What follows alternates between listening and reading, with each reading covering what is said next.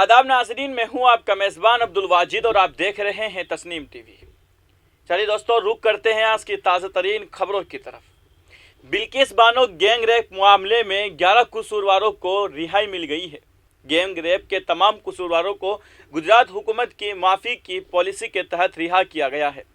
सन 2002 में गुजरात फसादात के दौरान अहमदाबाद के नवाही गांव में एक भीड़ ने बिल्किस बानो के अहल खाना पर हमला किया था। उसी दौरान 5 महीने के हामिला बिल्किस बानो के साथ जिनसी ज़्यादती की गई। उस वक्त बिल्किस बानो की उम्र 20 बरस थी। उसी फसाद में बिल्किस बानो की वालिदा और छोटी बहन और दीगर रिश्तेदारों समेत 14 लोग मारे गए थे।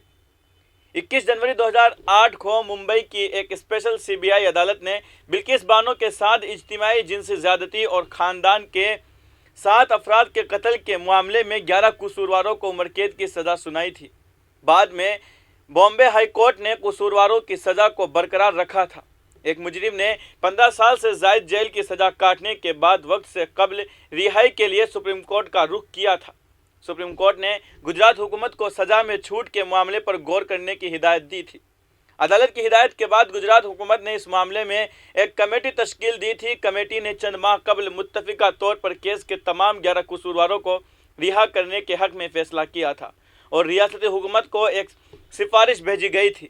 इसके बाद रिहाई का हुक्म दिया गया था।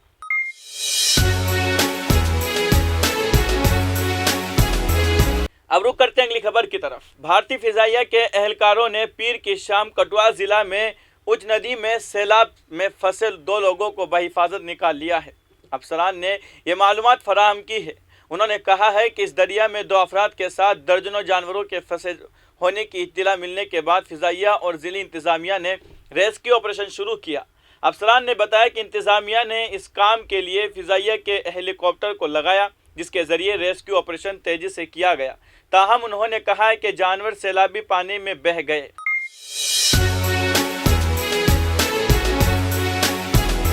अब रुक करते हैं अगली खबर की तरफ। कांग्रेस पार्टी के उबूरी सदर सोनिया गांधी ने पीर को हमवतनों को 76वें यौम आज़ादी की मुबारकबाद देते हुए कहा कि वज़ीर आज़म नरेंद्र मोदी की क़ियादत वाली हुकूमत तारीख़ी हक़ाइक़ के बारे में गलत बयानी करके मुल्क के शानदार कामयाबियों को मामूली साबित करने की कोशिश में मसरूफ़ है। सोनिया गांधी ने कहा है कि बसीरत के हामिल अजीम लीडरों ने मुल्क को आगे ले जाने के लिए आज़ादी के बाद अहम काम शुरू किए, लेकिन मोदी हुकूमत उन कोशिशों को गलत अंदाज में पेश करके तारीख़ी कामयाबियों को मामूली बनाने की कोशिश कर रही है।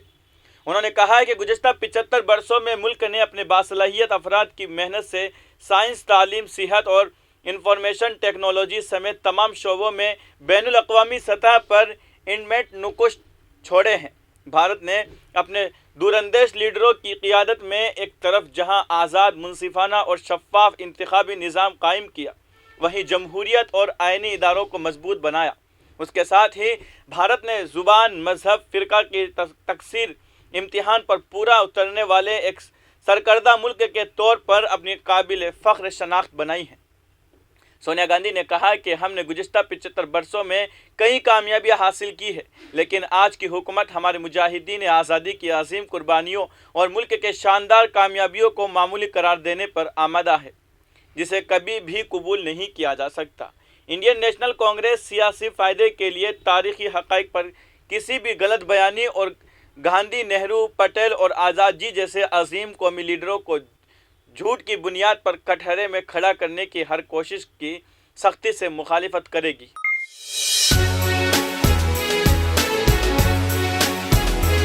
अब रुक करते हैं अगली खबर की तरफ। बिहार में नीतीश काबीना की तौसी आज सुबह 11:30 बजे होगी। अजीम इत्तेहाद हुकूमत के नए वज़रा आज हलफ उठाएंगे।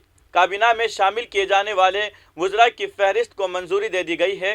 ज़राए के मुताबिक वज़ीर आला नीतीश कुमार ने नए वज़रा की फहरिस्त गवर्नर फागू चौहान को भी सौंप दी है।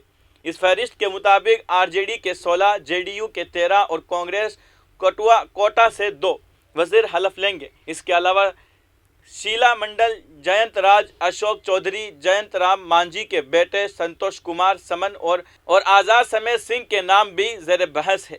राजभवन ज़राए के मुताबिक वज़रा की हलफ बर्दारी की तैयारियां मुकम्मल कर ली गई है। ज़राए के मुताबिक हलफ बर्दारी सुबह 11:30 बजे या उसके करीब हो सकती है। बताया जाता है कि नीतीश कुमार ने ज़्यादातर पुराने वुज़रा को मौका देने का फैसला किया है। 2-3 लोगों को छोड़कर ज़्यादातर बूढ़े लोग हलफ उठाएंगे।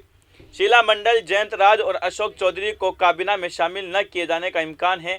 संजय झा, विजय चौधरी, श्रवण कुमार और बैजेंद्र यादव का वजीर बनना तय है, जबकि आज़ाद रुकन असेंबली सुमित सिंह को भी काबीना में जगह मिल सकती है। जयंत राम मांझी के बेटे संतोष कुमार समन का नाम भी ज़ेर बहस है। अजीम इतिहाद से कुल 31 वजीर बनाए जाएंगे।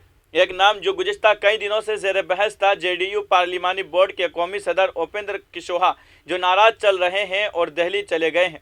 उपेंद्र कुशवाहा के करीबी दोस्तों का कहना है कि उपेंद्र कुशवाहा वजीर नहीं बन रहे हैं। उपेंद्र कुशवाहा को लेकर जो खबरें आ रही है, उनमें नीतीश कुमार ने उन्हें तंजीम का काम देखने को कहा है।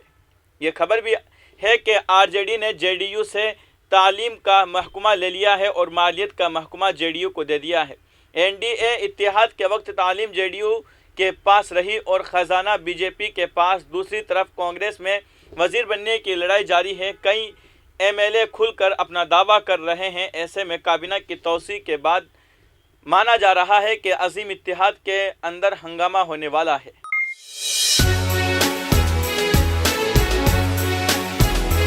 अब रुक करते हैं अगली खबर की तरफ। साबिक वज़ीर खारिजा और कांग्रेस के सीनियर लीडर सलमान खुर्शीद पीर की शाम कानपुर के तारीखी कस्बा मकनपुर पहुंचे, जहां उन्होंने दरगाह हज़रत बाबा जिंदा शाह मदार पर हाजिरी दी और चादर चढ़ाई। वाज़ेह है कि सलमान मकनपुर दरगाह के सज्जादा नसीन सिराज जाफरी की पुकार पर मकनपुर पहुंचे थे। मीडिया से बात करते हुए सलमान खुर्शीद ने लोकसभा इंतखाबात 2024 के हवाले से बड़े इशारे दिए हैं। सलमान खुर्शीद ने कहा है कि गैर बीजेपी जमातों को मुत्तहिद होने की ज़रूरत है। उन्होंने रोज़गार, महंगाई और गुड गवर्नेंस के मसाइल पर भी बीजेपी हुकूमत को निशाना बनाया।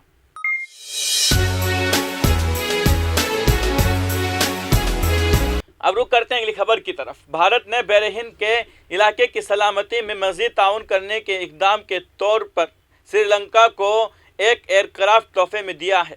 वज़ारत ख़ारिजा की तरफ से जारी एक बयान के मुताबिक ये एयरक्राफ्ट कटुआ नाइके में एयरफोर्स बेस पर मुनक्कद एक खुसूसी प्रोग्राम में पहुंचाया गया। बयान में कहा गया है कि ये तैयारा मुल्क की मैरीटाइम सिक्योरिटी को मजबूत करेगा। श्रीलंका की बहरिया और फ़िज़ाइया के अहलकार, जिन्होंने तकरीबन 4 माह तक हिंदुस्तान में तरबियत हासिल की है, तैयारे को ऑपरेट करेंगे और उन्हें अपने हिंदुस्तानी हम मंसूबे से ऑपरेशन सपोर्ट भी हासिल होगी। वज़ारत ख़ारिजा ने कहा है कि यह तैयारा कुव्वत ज़र्ब के तौर पर काम करेगा, जिससे श्रीलंका अपने साहिली पानियों में इंसानी और मंशियात की स्मगलिंग और जराइम के दीगर मुनज़्ज़म शक्लों जैसे चैलेंजों से निपटने के काबिल हो सकेगा। श्रीलंका की मैरीटाइम सिक्योरिटी को दरपेश मौजूदा चैलेंज के पेश नज़र तैयारे के बरवक्त शामिल करना है।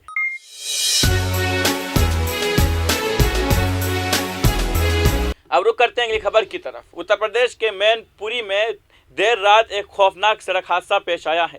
एक ट्रक बेकाबू होकर सड़क के किनारे घर में घुस गया, जिसकी वजह से घर के 2 अफराद मौके पर ही जाँ बहक हो गए हैं। ट्रक में मौजूद 2 अफराद की भी मौत हो गई है। ऐसे में इस हादसे में कुल 4 लोगों की जान चली गई है, जबकि 5 शदीद ज़ख्मी भी बताए जा रहे हैं। इब्तिदाई मालूमात के मुताबिक ट्रक सलाखों से लदा हुआ था, लेकिन अचानक ट्रक ड्राइवर के काबू से बाहर हो गया और सड़क के किनारे एक घर में घुस गया। उस वक्त उस घर में रिटायर्ड सब इंस्पेक्टर और उनकी अहलिया मौजूद थी। तसादुम इतना ज़ोरदार था कि दोनों मियाँ बीवी मौके पर ही जाँ बहक हो गए। वाक़े के वक्त रिटायर्ड इंस्पेक्टर और उनकी अहलिया सो रहे थे। उसके साथ ही ट्रक में कुल 7 अफराद सो रहे थे, जिनमें से 2 की मौत हो गई, जबकि 5 ज़ख्मी बताए जाते हैं।